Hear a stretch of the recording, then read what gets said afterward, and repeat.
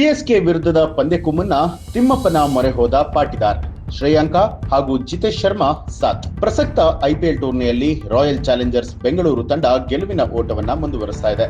ಇಲ್ಲಿವರೆಗೂ ಕೂಡ 10 ಪಂದ್ಯಗಳನ್ನ ಆಡಿರುವಂತಹ ಆರ್ಸಿಬಿ 7 ಗೆಲುವಿನೊಂದಿಗೆ 14 ಅಂಕಗಳನ್ನ ಗಳಿಸಿ ಅಂಕಪಟ್ಟಿಯಲ್ಲಿ ಅಗ್ರಸ್ಥಾನದಲ್ಲಿದೆ.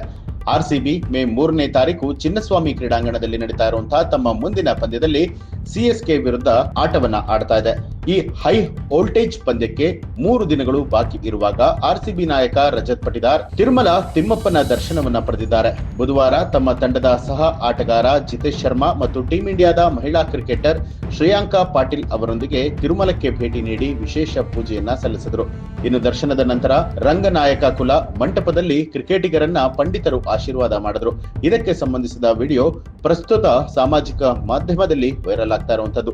ಮೊದಲ ಬಾರಿಗೆ ಆರ್ಸಿಬಿ ನಾಯಕನಾಗಿ ಅಧಿಕಾರವನ್ನ ವಹಿಸಿಕೊಂಡಿರುವಂತಹ ಪಾಟಿದಾರ್ ತಂಡವನ್ನ ಅದ್ಭುತವಾಗಿ ಮುನ್ನಡೆಸ್ತಾ ಇದ್ದಾರೆ. ಪಾಟಿದಾರ್ ತಮ್ಮ ಬ್ಯಾಟಿಂಗ್ ಹಾಗೂ ನಾಯಕತ್ವದಿಂದ ಅದ್ಭುತ ಪ್ರದರ್ಶನವನ್ನ ಕೊಡ್ತಾ ಇರುವಂತದ್ದು. ಅವರ ಜೊತೆಗೆ ಸ್ಟಾರ್ ಬ್ಯಾಟ್ಸ್ಮನ್ ವಿರಾಟ್ ಕೊಹ್ಲಿ ಕೂಡ ಅದ್ಭುತ ಪ್ರದರ್ಶನ ಕೊಡ್ತಿದ್ದಾರೆ. ಸತತ ಅರ್ಧ ಶತಕಗಳೊಂದಿಗೆ ಆರ್ಸಿಬಿಯ ಗೆಲುವಿನಲ್ಲಿ ಕೊಹ್ಲಿ ಪ್ರಮುಖ ಪಾತ್ರ ವಹಿಸ್ತಾ ಇದ್ದಾರೆ. ಮುಂದಿನ 2 ಪಂದ್ಯಗಳಲ್ಲಿ ಬೆಂಗಳೂರು ಗೆದ್ರೆ ತಮ್ಮ ಪ್ಲೇ ಆಫ್ ಸ್ಥಾನವನ್ನ ಭದ್ರಪಡಿಸಿಕೊಳ್ತಾರೆ.